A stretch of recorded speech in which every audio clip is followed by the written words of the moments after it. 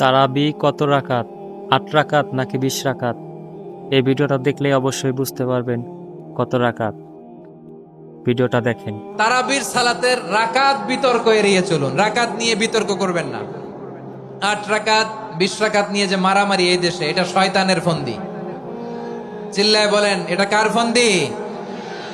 আমরা ২০ রাকাত পড়ি, আপনারা হয়তো ৮ রাকাত পড়েন, কোনো অসুবিধা নাই। আমরা যারা ২০ রাকাত আমরা পড়তেছি, আমরা ২০ রাকাতের কথাই বলি। ২০ রাকাত আমরা পড়বো আজীবন।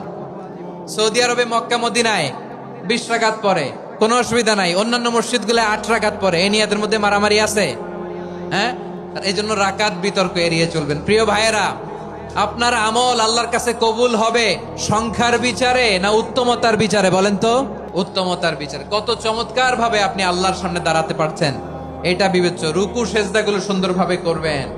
রুকু থেকে সোজা হয়ে দাঁড়ানো ওয়াজিব। 2 সেজদার মাঝখানে সোজা হয়ে বসা ওয়াজিব। এই তা'দীলুল আরকান বাদ দিলে হানাফি মাযহাব মতে সৌ সেজদা দিতে হবে, অন্য মাযহাব মতে নামাজই হবে না আপনার। এই জন্য ধীর স্থির ভাবে তারাবির সালাত যেন আমরা আদায় করি। পারা যাবে তো ইনশাআল্লাহ?